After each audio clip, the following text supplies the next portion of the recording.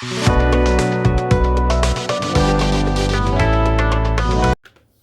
my beautiful besties. Welcome back. My name is Gigi. We're going to start with some Model 1s, and you can see we've got this gorgeous lilac-y purple color. And we're doing it on shorter nails than we've been working with in the last few videos. So I just wanted to mix it up a little bit. These tips are by BT Art Box. I like them because you can buy individual sizes in refill packs. So I'm not having to buy an entire set of nails that I really don't need or want. More companies need to do that. It's nice. So all 5 of the nails are going to get painted that color, and then we're going to come in with a Born Pretty stamping plate and some Born Pretty stamping polish in this gorgeous silver color. Gorgeous silver color. And then we're going to go ahead and start stamping, and we're going to put a variation of this design on each of the nails, and I am going to show you the entire placement, at least, not all the pickups though. This is a pretty easy set to accomplish. You just need a plan and to stick to the plan, I guess. Sometimes my plans don't get stuck to, they get modified. There you go, modified. So, like I said, we're just going to keep picking up this image and placing it down on the nails in different sections, different places, different, some of them are small. There's 2 big ones. Sometimes we put 1 big one and some small ones. Sometimes we just do the 2 big ones. If your little thing isn't picking up any extras that you want to remove from your stamp head, use your tape. If you pick up your tape and just use the edge on your stamper, you can pick up whatever you need to, because that's how you clean your stamper anyway. So there's just a little tip there.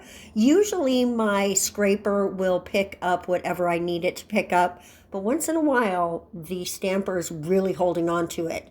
And you know that it's holding on to it for your scraper, but not for the nail. It'll come off. So if you don't want to mess with having to use acetone and maybe accidentally ruin your design, use your tape. Use your tape. It works. And so here you go. I'm just playing with this stamp. I think it's so pretty. It actually kind of reminds me of fireworks, right? Like if fireworks and flowers had a baby. Right? And some fireworks are called flower names. Like, isn't there a chrysanthemum one? Whatever. I love it. I love this design. I've used it before. Not recently. It's been a while, but here we go, bringing it back into use. Now, I did this in silver, but I think white might have been a better choice to stamp with because it might be more bright under there, but I did just want the shimmer of the silver under there, so that's why we did that. Now what I'm doing here is another Born Pretty situation. It is one of their jellies. I have 2 different sets of their jellies. I will make sure and let you know which set this is in the little thing below. Description box.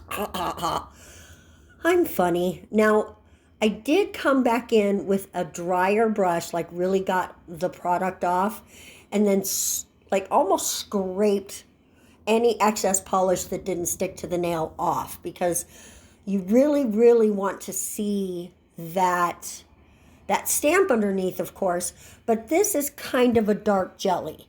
So I didn't have another, you know what? Yes, I did. I don't know why I didn't think of that. I do have other jellies. I could have done this a different way. And it just registered in my brain. I've got those Savalon jellies in the little tins. We're going to revisit this because, of course, not this exact look, but the technique that we're using, because it's going to look super, super cute. So, and we'll try it with the Savalon. Jacob, that's your neighbors. You know who that is. Please stop. He's woofing it up over there. So now that we've got those all completely covered, and I did remove the sticky layer because we are going to be doing a chrome technique, isolated chrome, and we don't want it to pick up on the entire thing.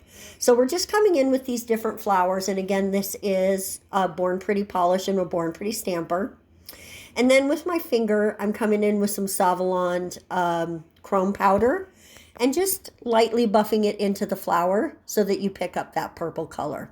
So today it's purple on purple on purple, right? As even though there's silver in there and we're using black, it's all covered up by the purple. So it's a full purple set. And of course, you don't have to do purple. Any color this is going to work with. And here's the thing, the set is subtle, right? Not the color, but the art. And so when somebody sees your nails, they're going to go, oh, I love that purple. And then they're going to see deeper and see, oh, there's something in there. And you're going to get a lot of oohs and ahs with a set like this. And it was so easy to accomplish it.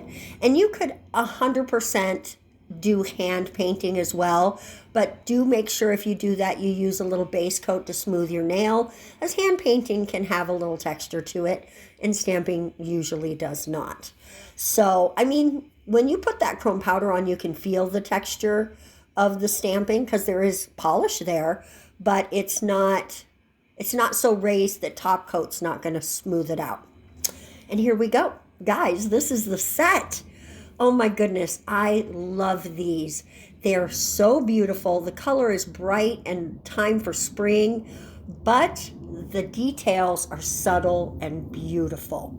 And I absolutely love it. It gives you floral vibes, but also, I don't know, maybe celebration vibes. Oh, I love it. I love this set.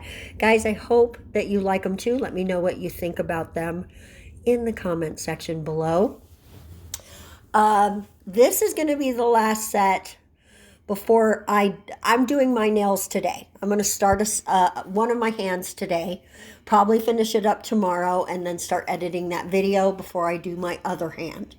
So it's been so long since I've worn any nails, and I'm really excited about it. So be sure you hit the subscribe button and you come back and watch me wear the first set of nails that I've ever worn in months. Guys, thank you so much for watching. We're going to see you in the next video. Bye-bye.